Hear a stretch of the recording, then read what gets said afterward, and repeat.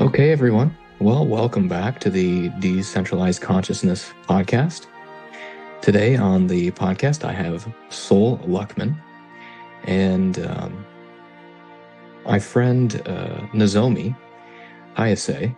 She, who has been on the podcast a couple of times now, she recommended that I reach out to you. And I have done a little bit, like I was saying before we started recording, I try to do as minimal research to kind of release all expectations before we get in, when we get into the podcast. But I did listen to a couple of podcasts. One was the Higher Side Chats. That was super interesting. And I can't remember the name of the other one at the moment, but the work that you do is incredibly interesting. I'm super excited to get into the podcast today. So, Sol, how are you? I'm good. I'm coming back into orbit, Caleb. Thanks for having me on. I wanted you to know that Caleb is one of my on my short list for character names in a future book. Oh, cool.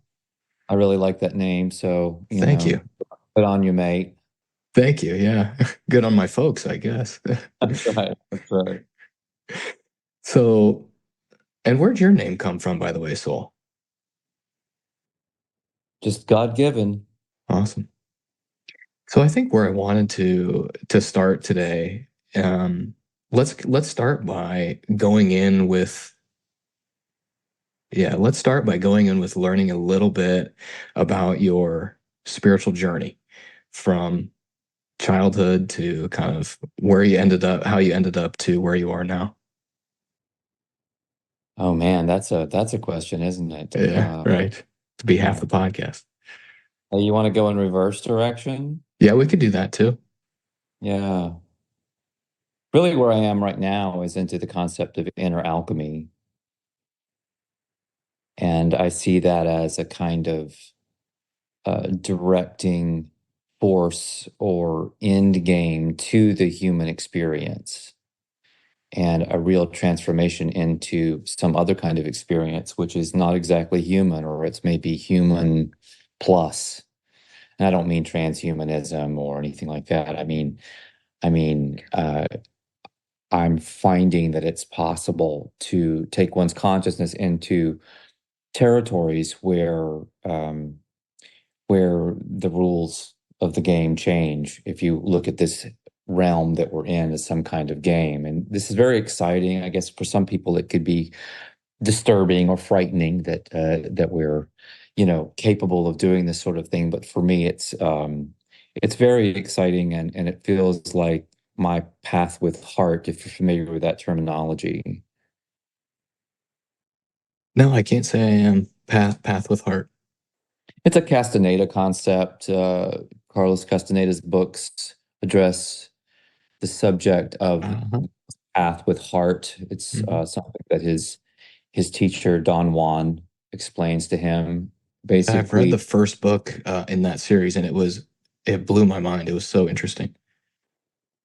so yeah, I think there are 12 books in total, and I mean, there's a lot of embellishment. There's a lot of controversy around the books, which I think is fascinating and wonderful in many ways, because it really gets people to pay attention to them because there's just a tremendous amount of food for thought.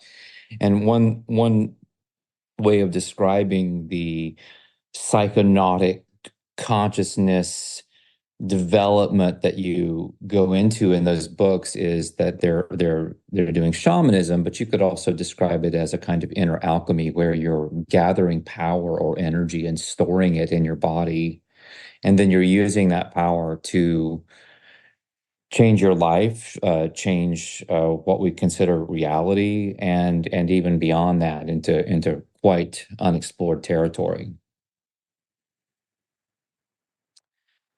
So I brought up the Yeah. path with heart because in later books in the series, I forget in which book this concept is introduced, but the path with heart is explained as what a spiritual warrior must ultimately connect with. It's a personalized thing. It's the thing that really, gets you to follow your bliss, and you follow your bliss all the way to enlightenment and beyond, in essence. Yeah, very cool. And what did you call it again? It was the Inner alchemy. inner alchemy. Yeah. Alchemy is this very old subject, and it's been written about and talked about, you know, in so many contexts, including in fiction, in addition to alchemical works. And generally, people think it's about creating a philosopher's stone, a sorcerer's stone, like in the Harry Potter movies, Right. something that can give you longevity or immortality. And it's in this way of looking at alchemy, it's assumed that it's some external process. It's a kind of chemistry that you're doing, or a kind of pre-chemistry that results in the transformation of lead into gold. And my my understanding of alchemy is that all of that is pure metaphor for an internal spiritual and physical process in your own mind and body. So then what are we changing with internal alchemy? Because in with the metaphor of alchemy as we know it, we're taking an existing something, an existing metal, and we're turning it into gold. So what is the thing that's being transformed? Well, it is the consciousness, it is the body in many ways, and it is one's identity that's also being transformed.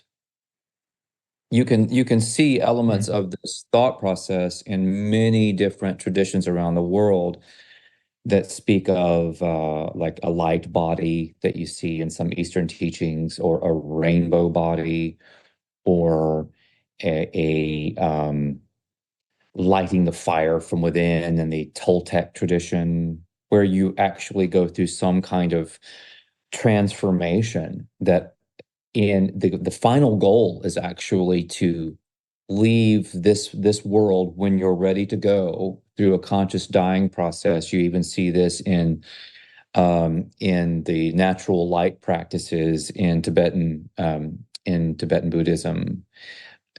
You actually consciously die, but you don't die. Your consciousness continues, and what enables that process to happen in the inner alchemy tradition, I could turn people on to the books of John Kreiter, Kreiter, really fascinating books on inner alchemy. But the concept here is that you end up gathering enough power into your the seat of your will in shamanism, which is basically the center of your body, kind of behind the belly button. In men and women, it's actually the uterus. And you do transform that power into something that begins to take on something resembling physicality, perhaps holographic at the beginning. And that is the Philosopher's Stone. What's fascinating about this is that it is your etheric double that you are recouping from all of the experiences you've had and all the places where you bled out your energy through trauma and other experiences. So one of the key points is to actually heal your past, present, and future selves simultaneously, so that you pull all of that energy back in, and it allows for this transformation that I've been talking about. So is this like would you consider it to be the same place as like the navel chakra? It can vary from person to person. Hmm. Some people it's a little higher, and of course it would also be into the body, so it's not on the surface of the skin, it's more at the center of the body. You can start by just taking tape measure and measuring your body and going to the halfway point in all three, depth, width, height, and that will give you an idea of where this is in you. And then using a kind of intuitive inner sense, as you begin doing some of the visualization work and other energetic exercises involved in alchemy, you can actually get a clear picture of where it is for you personally. Interesting. So then would you consider it a different system than the chakras? Yes, I Uh, would. I've written about the chakras and their number and their placement and various uh, controversies and discrepancies in that model. And so it may not be the most helpful to talk about it in terms of chakras because, there's a lot of controversy over them. But I would say for if you want to visualize kind of where it is and what's going on with it, you could talk about the third chakra as being that kind of seat of the will and the power, kind of a transition between the higher and the lower planes of your being. So it's a very important fulcrum for all of your activities, physical, energetic, spiritual, consciousness based, whatever.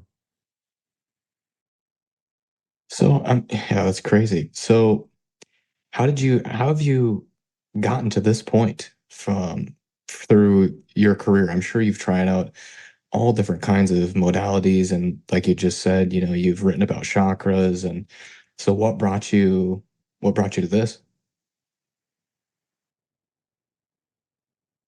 I I've been on this path for a really long time. My life drastically changed when I was in graduate school in my 20s. I had certain medical interventions for travel, and I won't mention what those were. People can surmise. And I got deathly uh, sick and went into a kind of autoimmune spiral and thought I was dying and spent the better part of a decade trying to get well, get over my crazy allergies and 30 plus symptoms. And what I really stumbled upon in that process was the reality of consciousness and energy and how the mind and can actually change reality by attention and focus and feeling, and how we can interface with our own genetic apparatus. We can actually use energy, thought, and sound to interface with our genetics in such a way as to modify our energy, to upgrade it, and to heal ourselves. So these are the basic rudiments of what became the Regenetics Method, which is what I developed, and I've written a couple of books on it. And from there, I've just continued to explore, and I've been kind of creating a map, at least in my mind and in some of my writing, between this Regenetics work, which also has a lot to do with the center point in the body that, you might call it the crucible or the cauldron or whatever. I've called it the fragmentary body because it's very unhealed in most people, and it's not as energetically powerful by any means as it should be because it's being drained by other forces. So I've been fascinated by this point, and when you get into the alchemical work of somebody like John Kreider, and he's basically talking about it, that's fascinating. That's really, really fascinating. He's coming at it from a very different angle in some ways, but we're also both looking at how all of this relates to energy and power. When I say power, I mean personal power, uh, personal ability to affect change in yourself and around you. I don't know if that answered your question. Yeah, yeah, it did. Yeah, it's quite amazing. My journey has also led me to become interested in various tool sets that are out there from and I haven't necessarily tried them all. The one that I try consistently and I do consistently is meditate. But there are, you know, sound healings, there are psychedelics, there are like uh, quantum healing sessions. There's so many, it seems like an infinite array of these different healing modalities. And in one of the podcasts that I listened to, you were outlining these sound healings. Are you still doing that is that still like the kind of the primary tool that you use for this regenerative? work that you're doing? Yes, absolutely. That's the Regenetics method. Cool. And it starts with a specific sound healing called potentiation. And it goes from there. There's four activations that occur on a specific timeline over a period of quite a few months. And they're done usually at a distance. We work with people remotely all over the world. I think I want to say we've been in well over 100 countries at this point in time. And yeah, it's definitely the focus of my work and the starting point for the healing and transformational process that we help people kind of walk through. There's a naturopath who is a facilitator of this work, and she wrote an article some years ago. Her name is Julie Two Moon, and she was making the point that she thought it should be the starting point for every healing process because it makes everything better. It makes everything stronger. Other modalities get better from this because it increases your available energy. And without energy, you really can't do anything. And I don't just mean mitochondrial bioenergy, that kind of physiological energy. I mean subtle energy, kundalini, chi, prana, whatever you want to call it. Yeah, there's something with the ability of the human body to make a vibration because that's what we are. We're just vibrating light, and our voices are one method to do this. And you had mentioned in the podcast that I listened to, you mentioned basically it's the vowels. It's a, a, e, a, o, and then I thought more about that and the sounds that we make as we're speaking. And the way that we speak, if you really analyze it, which is so interesting, is all of our sentences are essentially a bunch of vowels, and then what we do with our mouth is we constrict them as they come out. So I like that. so it's like everything you're saying is a vowel, but you're pinching your lips together or you're moving your tongue to make, the t or the p sound. Yeah, so everything that we're doing is based around this tool that our bodies have to make a vowel sound. It's super fascinating. Yeah, that's really interesting the way you explained that. That's helpful to me. It's a wonderful way of understanding it.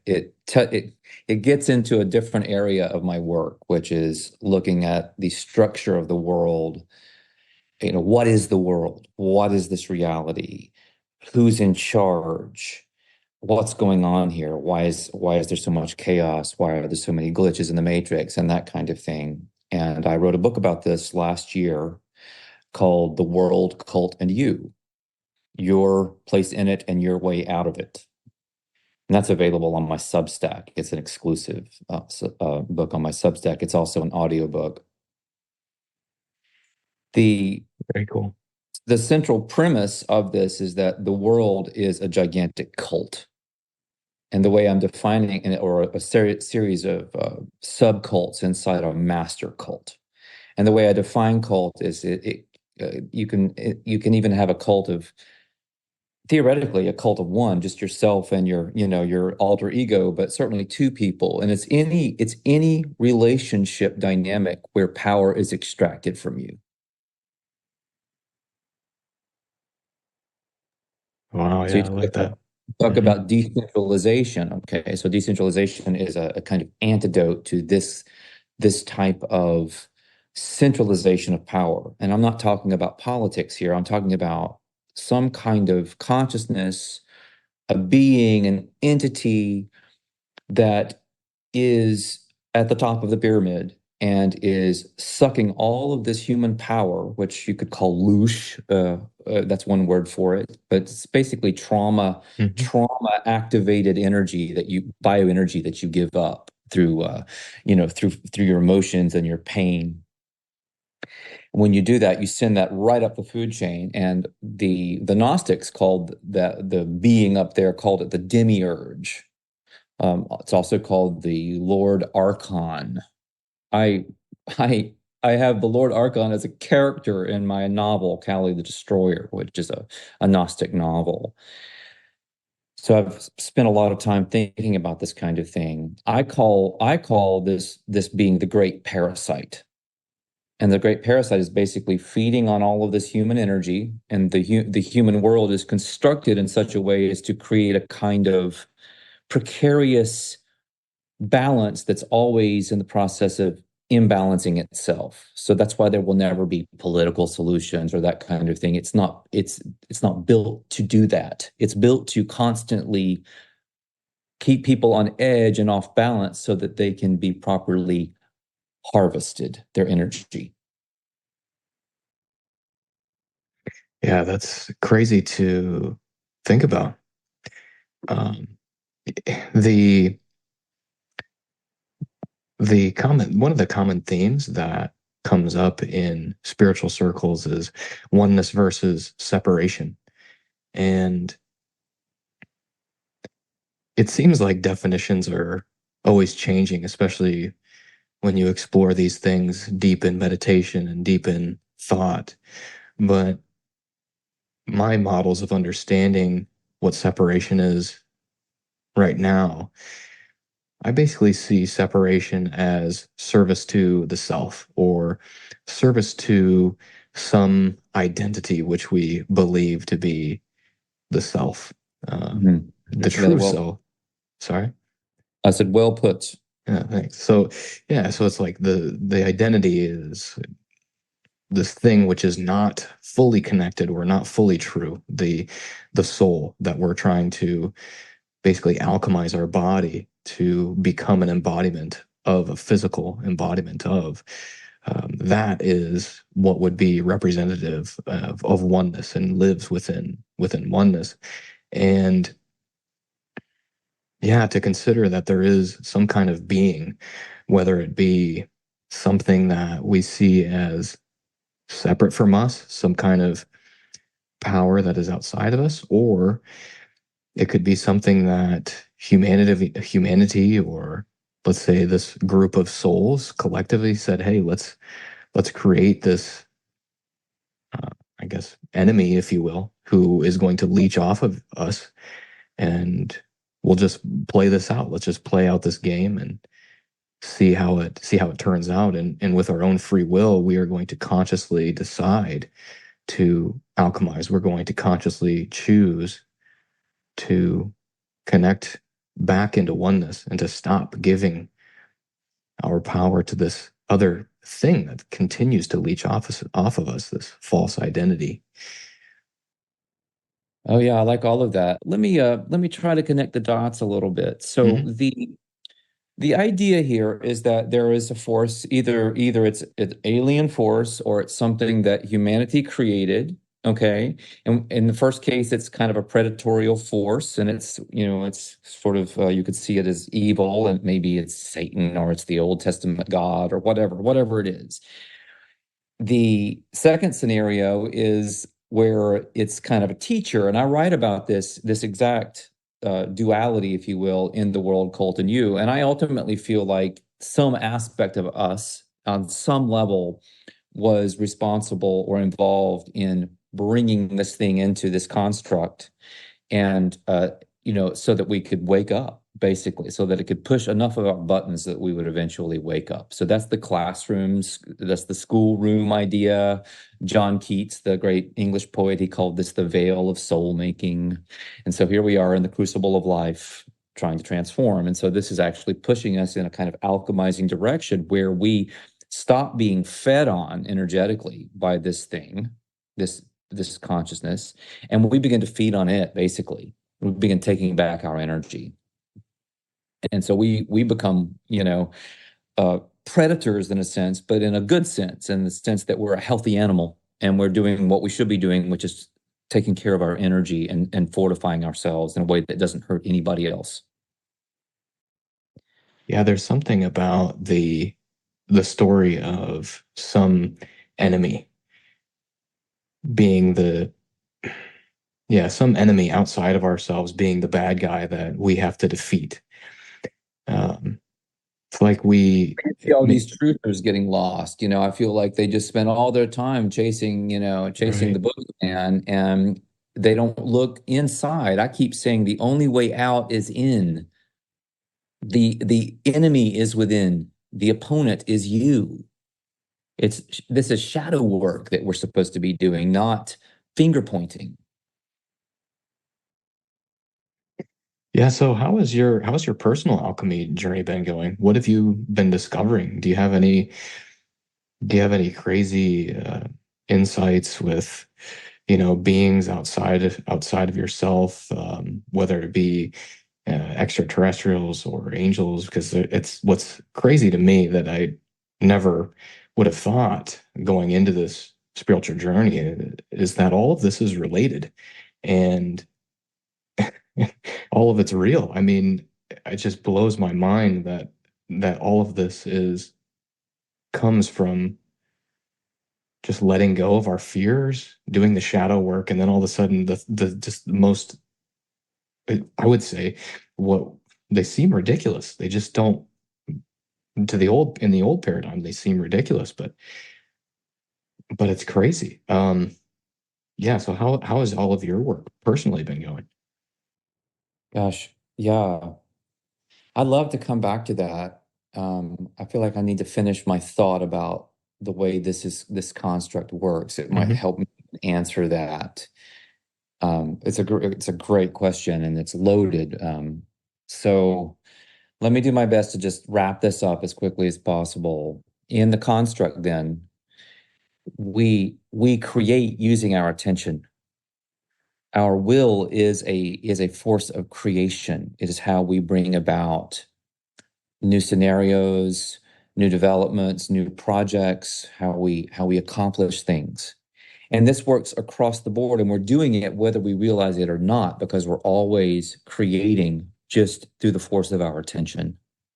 So you can choose to create unconsciously, or you can become conscious of the ways that you're creating and direct that in a very specific way. So obviously, a lot of the inner alchemy work and a lot of the energetic work that I've been doing for a long time is about helping people become more conscious of how their energy is flowing and how their attention is flowing, so they can become better creators at all levels.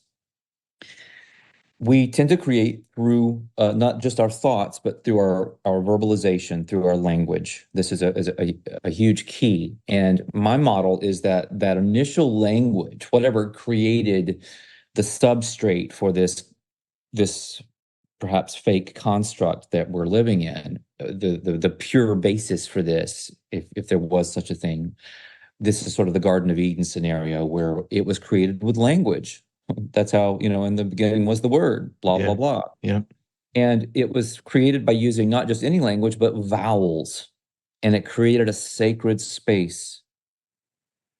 But then into that garden, a serpent came. And this is the Lord Archon, the great parasite. And the serpent was sibilant and was using a kind of soft vowel, and that was the introduction of the seeds of duality that have imprinted themselves in language as we adopted consonants into the language, and it shrank not just the way we speak and move our mouths, to your point, but also the way we think and see the world. We can't see it Interesting. in an open-minded way because we have been changed in how we can see it. We've literally adopted the perspective of the serpent, if you will, of the archon, because it's given us its mind and its method of communicating, its linguistic method of programming ourselves neurologically. That's Yeah, so I was just gonna jump in quick. So yeah, that makes so much sense because I love to use the example of just being in nature and paying attention to how your mind labels everything that you see. You see a tree, you see a leaf, you see the dirt, you see the grass, you see a flower. But in the story that you just told, so that the word itself being the identity, being the limitation. So when I say the word flower, the essence of what I am saying is the word flower. There are things which it is, there are things which it is not. It has a very clear definition. But if we were using the old language, every single flower might have its own vibration. Every single flower might have its own sound. And so being able to tune into every distinct individual piece of our reality and be able to speak to it, like every one flower might sound like oh, and then another one would be like yeah, the right next to it. But they're still flowers. They have similar vibrations, similar sounds, but I'm not restricting it by this generalization of a single word. Yes, absolutely. The alchemists called this original language, the vowel-based language, the green language. It's also been called the language of the birds. It's very powerful, and that is Mhm. the basis for the Regenetics method. It's essentially a very specific healing application of the green language. So I had asked how your personal inner alchemy journey was going, and if you had some especially interesting experiences with some of these beings of higher density. Yeah, that's a really good question. At the beginning of, or towards the beginning of my whole Regenetics journey, when my partner Lee and I journeyed down to Brazil to go in search of the Regenetics codes, as it were, we had quite an amazing experience where we literally saw beings of light from a beach and in Wow. where we were staying.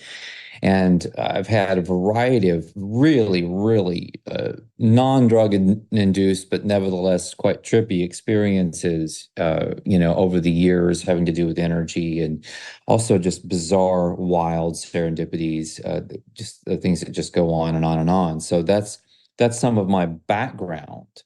What I've experienced doing my inner work for the last over a year, doing a different kind of inner work, having to do with a kind of recapitulation, a shamanic calling back of one's energy, has been less of that, less of the fireworks, the bells and whistles, and has been more an internal sense of reconnecting with aspects of myself that maybe I thought were gone or were damaged beyond recall, parts of my psyche. And I've also had a real gathering of just personal energy. I mean, I've always been very energetic and, uh, had the ability to exercise and that kind of thing ever since I got well. But I'm talking about just a core strength that I feel at an energetic level, maybe you would even say a spiritual level. That's a kind of funny word, but just something that's not just related to my physical stamina or my mental capacity, something that's more of a gathering of force in the center of my body. I can really feel that process, and I feel like I can go deeper into it. And when I do some of the projectionist techniques where you're projecting into other realities and other domains, which is more along the lines of what you were talking about. While I can't say that I've met beings, I've been able to visualize a kind of lucid dream scenario while being awake. This would be kind of dreaming awake. I've been able to do that with much greater clarity and for longer periods of time. One of the things you're working on in doing this kind of personal fortification is learning to apply your attention more strongly and more consistently and for longer periods of time. So I've seen that as a result. That's been very positive. And I don't know where all of that's going to go. I'm not out there looking for necessarily, I'm not looking to encounter inorganic dream beings necessarily. But, I want to be prepared if I do. And in fact, there's a whole process that you can go through to prepare yourself to meet these beings that Castaneda called allies, because it can be very, very weird to encounter other forms of intelligence out there in the ethers. Right. Yeah, and I feel like you've kind of hit on this earlier, speaking about identities and these these abilities for people to experience life in a very multi-dimensional way. So being able to see light beings or communicate with angels or guides, this is something that really, really intrigues me, and I'm very excited to be able to do someday. Um, and I've always wondered, what is it about me that, I haven't been able to do this? And I think part of what is happening for me is I continue to identify with a version of me that uh, wants to be very grounded, wants to be very rational. And so when I identify with that perspective, if something like in a meditation comes in that uh, that seems out of the ordinary, or yeah, there's always like this identity is always coming back in and giving some kind of rational explanation for what's happening. It's like, oh, okay, you're you heard that from because there's something psychologically that's causing this belief to happen, or because you have XYZ pattern. And so for me personally, I've had I'm trying to figure out. It's funny because it's kind of an oxymoron, but I'm trying to figure out how to surrender that aspect of myself so that I can become more open to these abilities. And because I know that they're a thing. It's so strange. I don't know how to explain it, but I know that we are infinitely powerful. I'm very confident in that. I have that belief. However, when it comes to actually feeling that energetically or emotionally, that's something that I'm still figuring out how to integrate. Yeah, that's you're really hitting the nail on the head where a lot of people, I think, experience difficulty in this, especially in this Western world, this highly rational world. The shamans call this place that we're stuck. They call it the place of reason. And reason's not a good word in that understanding of the world, because it implies a tiny perceptual apparatus that gets really good at magnifying a very small visual field, and it misses the whole universe around it. So expanding that perception is a big deal. But here's something kind of funny. I think that there are techniques in this alchemical tradition, for example, that actually play to someone like yourself. It would play to your strengths, where you could utilize your ability to utilize your mind very powerfully to work on focusing attention. Let me give you an example. In, I think it's John Blofield's book on tantric mysticism, he talks about this process where these practitioners in the East were doing something called deity visualization. The idea here is that you're creating kind of a servitor. You're creating a helper, a familiar, or something like that, through the sustained, prolonged, very powerful focus of your attention to create that thing. And slowly but surely, these people would actually create things that other people could see. Wow. This type of thing is, you could call it an egregore, you could call it a tulpa, a servitor, whatever you call it. It raises some very sticky epistemological and ontological questions, like angels, for example. Do they exist, or do you create them through your powerful belief in them? The shamanic, um, the alchemical view that attention is always creating. I wrote years ago, consciousness creates, period. That's really the formula. Consciousness creates.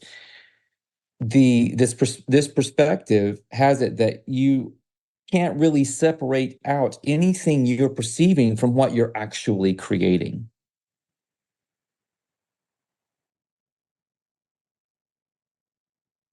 Oh, wow.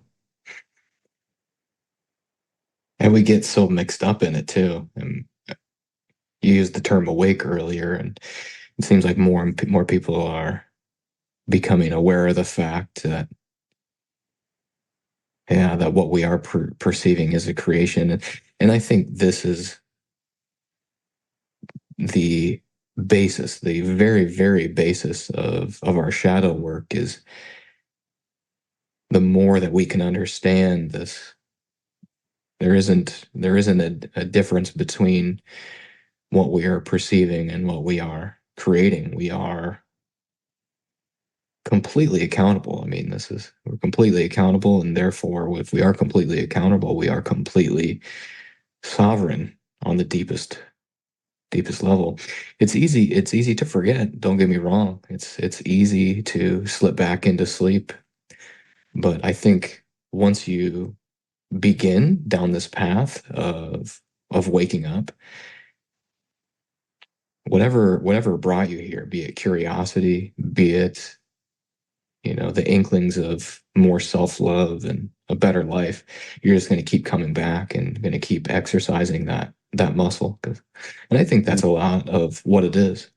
I think that it's a spiritual muscle, and before long, it kind of becomes second nature as you exercise it more and more. I like that a lot. Yeah, the attention really is a kind of muscle, and Hmm. you use it to do really extraordinary things. I mean, one of the things that you can do alchemically, for example, is you can use your cauldron, your crucible, your fragmentary body, which can be transformed through regenetics into a very powerful center of energy. You can use that and certain visualizations and even breathing techniques to pull energy from, let's say, an argument. Like you're having an argument, right? And things are escalating, and you're both parties in the argument. Their energy is being extracted, and it's being fed upon ultimately by the great parasite. It's going all the way up the food chain. And that's the purpose of so many conflicts, is to just generate food for this entity. The funny thing is that if you can bring your attention to what's going on, if you can see it with any level of clarity, and begin to engage certain ways of breathing and visualizing the energy flow, you can pull back your energy and the energy of the whole situation and put it right back in your cauldron. And usually, if you can do that, the argument will just peter out. It has no energy left in it, and you're not even participating anymore. And you've gained a tremendous amount of energy because you can ultimately start feeding up the food chain and drawing energy from the great parasite. And you pull it in kind of to your stomach, which is a physical digestive organ, but it's also an energy digestion system. And in that position, you use a kind of intention to make it your own energy and to purify it so that it has no taint of anything that's not you or shouldn't be in you. And then you can store it down in your crucible and you pack it in and you work on creating your philosopher's stone.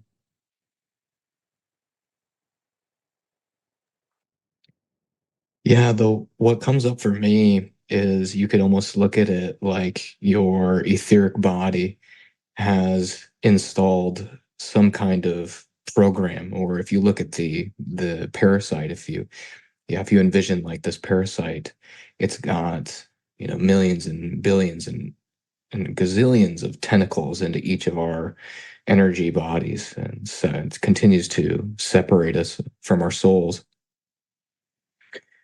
What you're kind of doing is removing those tentacles from your field so that your energy is no longer flowing out, no longer being so distorted anymore.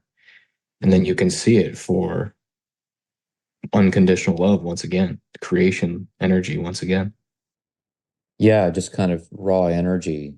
And Mhm. you're so right. You are pulling out those threads, those entanglements, those connections, those splinters in your wounds, however you want to look at it. And as you do that, there comes a point, and I'm not saying that I'm there, but I believe in this point.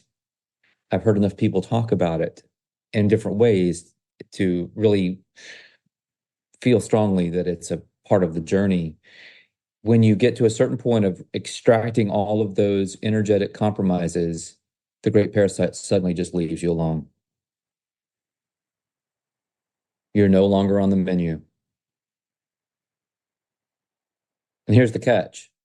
It's devastating when this happens. This is potentially a dark night of the soul for some Yeah, people. that's what I was Because going to say. Yeah. for the first time in your existence, you are utterly alone in your thoughts. That voice in your head that you think is you, but it's really not, it's gone.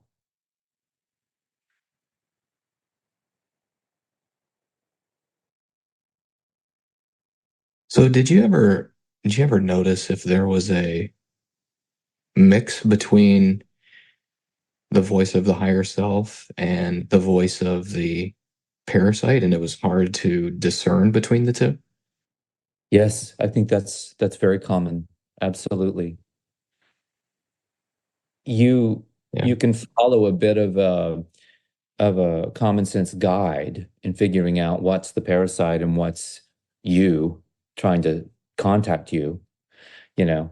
Uh, Obviously things that are good for you, that empower you, that give you bliss, joy, meaning. These are messages from the higher self, and things that undermine you and cause doubt and fear and paranoia, etc. Obviously these are extensions of the archontic mind.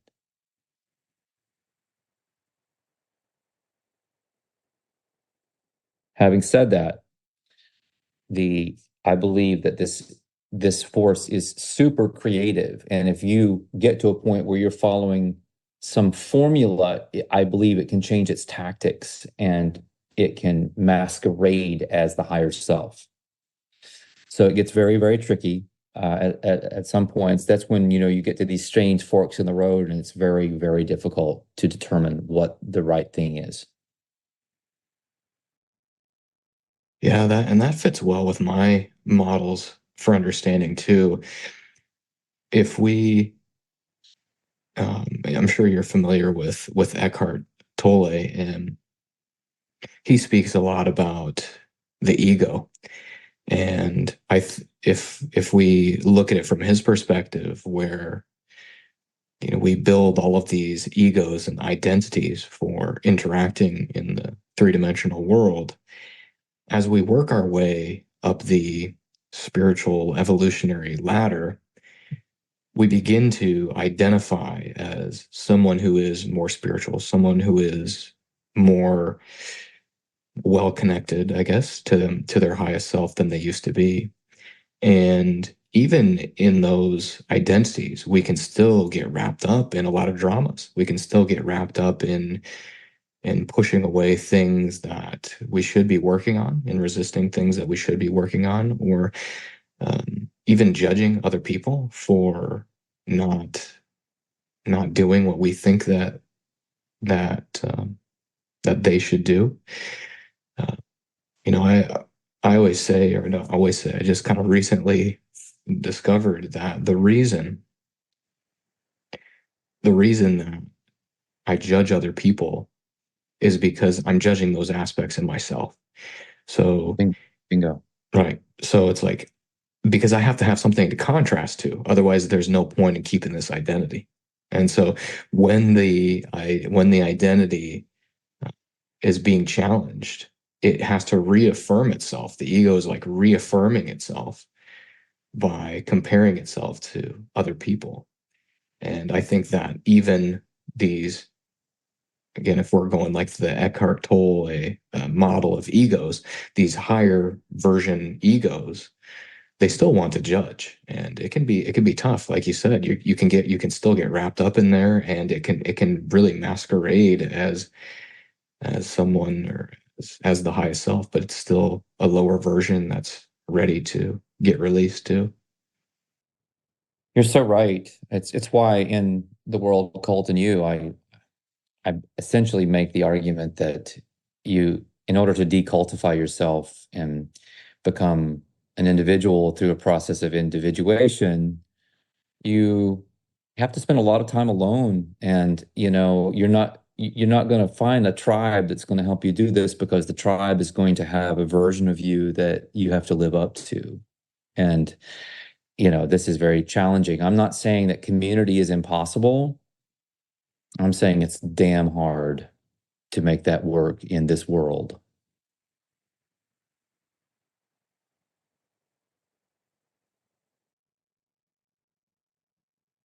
Yeah, there are a lot of people in the decentralized consciousness community who are doing this shadow work for themselves, and they're very much interested in helping other people do it as well. And I'm really curious from your perspective. You seem like someone who has seen a fair amount of success in the work that you do. How did you what was that journey like to building this business? And what were some of the big hurdles for you to overcome? How did you overcome them? Um, you know, and to give you some more context, like with we have a small group of men in the decentralized consciousness group who are what we call session facilitators. And basically what we do is our objective is to have a one-on-one, it can be virtual. In fact, I don't there's very few of us who have done physical sessions yet. It can be virtual one-on-one sessions where we do our best to just meet the participant with as much neutrality as humanly possible. So being able to view everything that they say, all of their struggles, all of their fears, all of their joys, all of their vices, whatever, with complete neutrality. And in doing so, the conversations that we have, or the some of us have unlocked abilities to do light language, for instance. So I've been working with some light language as myself, and it's been super powerful. But for us in this group, we have been working mainly with each other, and we've been wondering, it's like, gosh, we're offering such amazing stuff here. It really is incredible how much we've been able to help one another. And we really would love to be able to do this for other people, to be able to support our families by doing this for other people. I mean, what better what better way to support the world and support humanity by these soul to soul connections and helping people heal themselves. I mean, it's just, but for some reason, we it's just not happening yet. So did you have you experienced in the past, have you experienced anything similar, and what was it like for you getting through those initial stages? Yeah, that's a really good question. I mean, it speaks to the nuts and bolts of how to do this kind of thing in the world. I mean, when Lee and I went to Brazil, I thought I could be dying, and we had we had been given some money by someone who was wanting to support us. It was a very generous gift, came out of the blue, someone who had experienced some of our other energetic work leading up to Regenetics.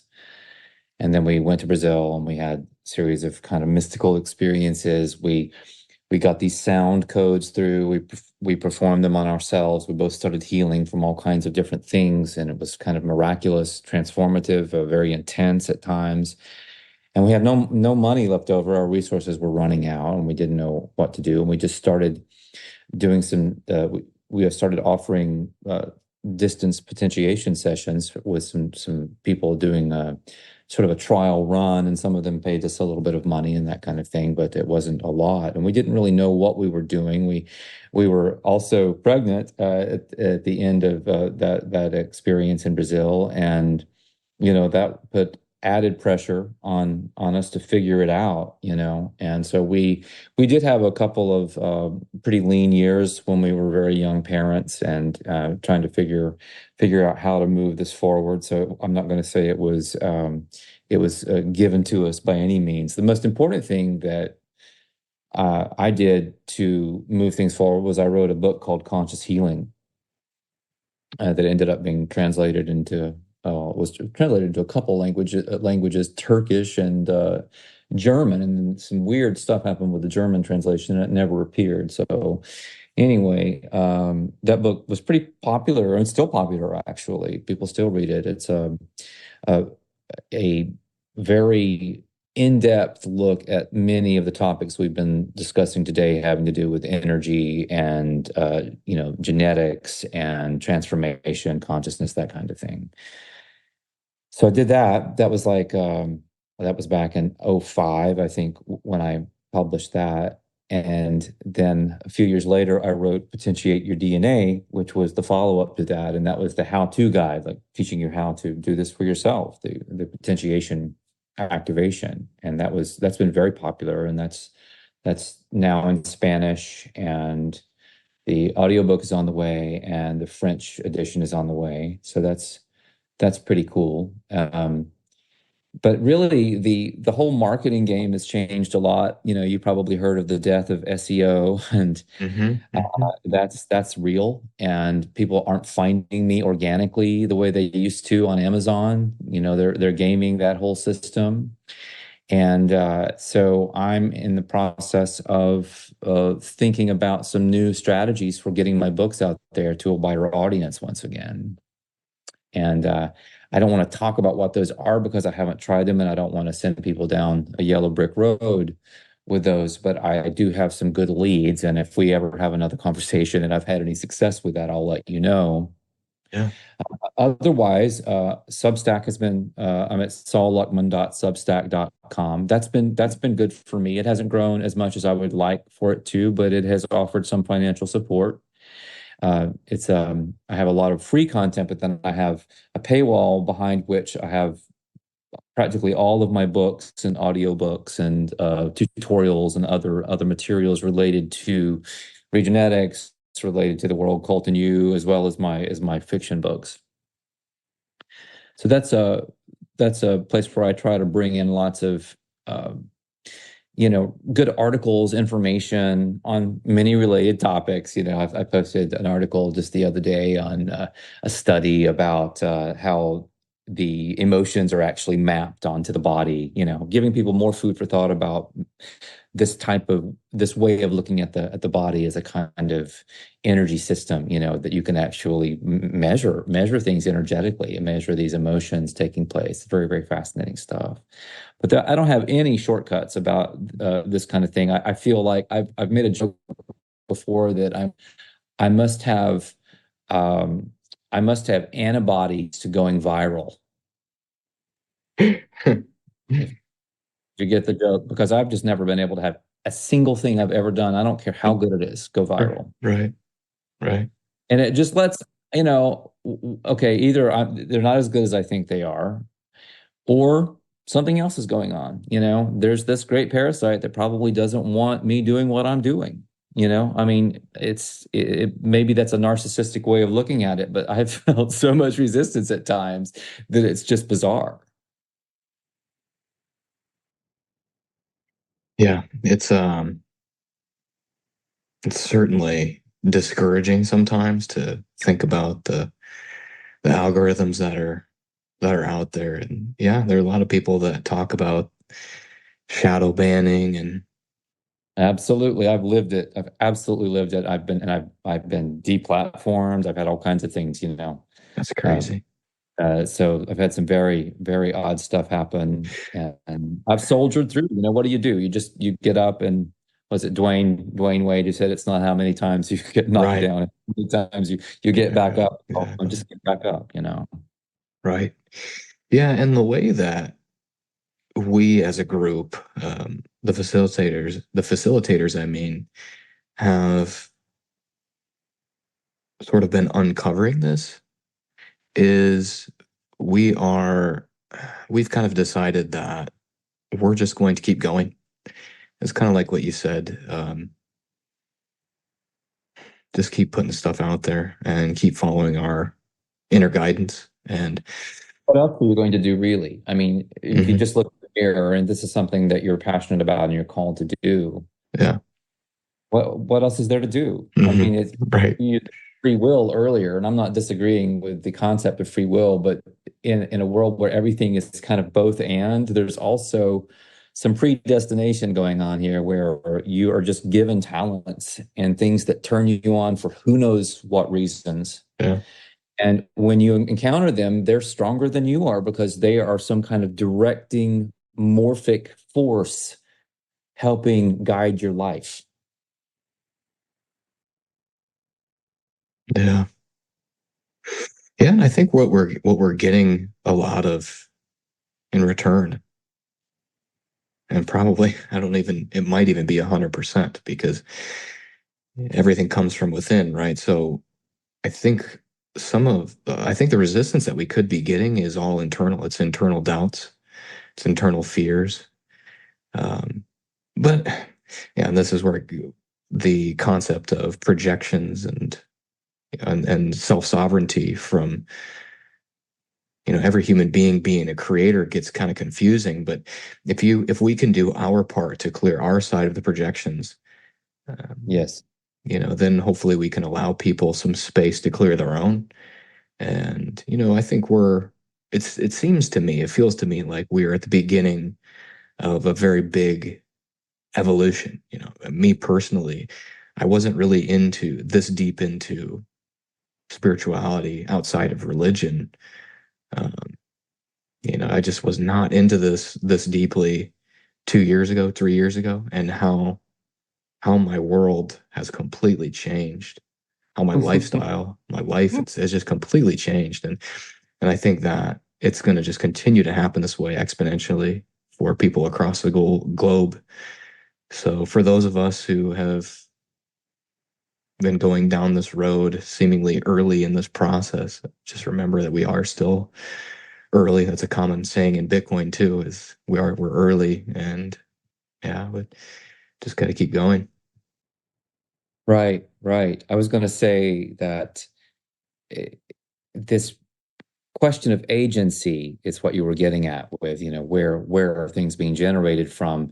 If people have, through no fault of their own necessarily, but if they've been born into a system where they part of their agency is assigned to the great parasite, and we allow that consciousness to operate through our own minds, then you have sort of two creators going on at the same time. And maybe we created the great parasite, of course, and that's where the serpent bites its tail. That's the big Right. Ouroboros, the alpha and the omega there. But that aside, we have to realize that our first responsibility is to take back our agency, which means taking back our mind and our energy from that interaction. And until we do that, we are creating at cross purposes, and we might perceive that as external blockages because, in some ways, they are, because the agency has been displaced from our interiority. As you take the agency back, I think it becomes clearer and clearer that it's all you. There's only one of us here. Yep, exactly. Yep. The more power that you take back, it's like the more power to see. Yeah, it's the more power to see how much you really are. I want to say in control, but it's not control in the sense that we define it in the like this, like you said, this like Satan's version of the word from the Garden of Eden, this identity. It's control is it's not control, it's power, it's sovereignty, it's authority. It's authority over our own life, over our own world. Yeah, and most importantly, I would say the ability to author ourselves. Mm, To me, when I see the word authority in this type of context, it immediately makes me think that we are writing ourselves into existence on some level. that's powerful. All right, so well, we are just about out of time. So you had mentioned a few of your books, which is great. You had mentioned a website. Is there anywhere else that I can send people to get in touch with you and the things that you do? Yeah, thanks for asking. My Regenetics site is Phoenix, like the bird, phoenixregenetics.org. So that's a great place to start learning about this energy work. I also have a lot of Regenetics resources on my Substack. That's solluckman.substack.com. I have a Sol Luckman Uncensored YouTube channel. I have Sol Luckman music on Spotify, some really interesting kind of conscious music, conscious indie music, sort of neo shoegaze, new wavy kind of stuff that has Yeah, very cool.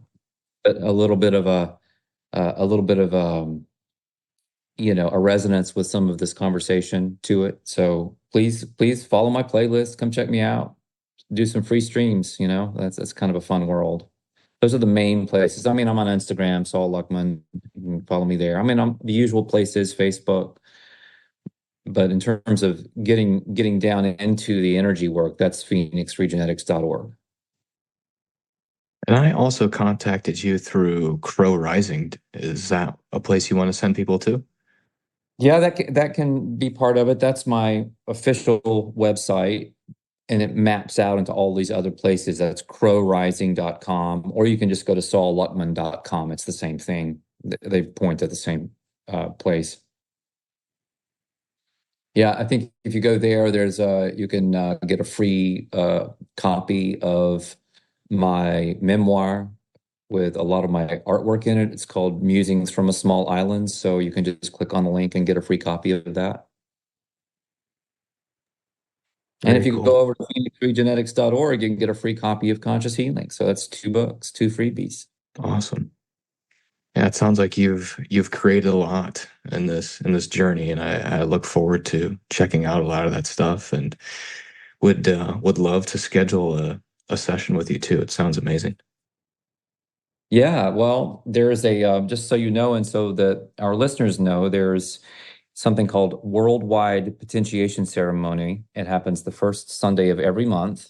It's remote, so it's a distance experience, and it's free. You can just sign up and experience potentiation for free. Awesome. Yeah, just I got it wrote down so we'll put all this in the show notes so we everybody can easily find all this stuff. This is sounds really cool. So Hey, I want to just thank you for having me on. This was a really in-depth conversation. I'm kind of shocked that we went into some of this territory, but I'm glad that we did. So thanks for being willing to go there with me. yeah, me too. It's so fun. And like I said before we started recording, that I'm just satisfying my own curiosity. And funny, I told one of my friends this recently, where it's like I feel like I've been trying to have these deep conversations my whole life, and it's now finally coming to be that I'm able to have them, and I found people that are willing to have them with me, because a lot of people will just be like, no, I don't want to, they just don't want to get that deep. So it's super fun to be meeting people like you, who I can riff with. So appreciate you. So I'll leave you with the phrase from my novel Snooze that people use to greet each other in a more conscious version of our reality. You ready for it? Yeah. I see myself in you. Love that. I see myself in you. Thank you. Thank you. Well, Sol, thank you very much. I appreciate it. You have a great rest of your evening. Yeah, you too. All right. We'll keep in touch. Right on. Bye-bye.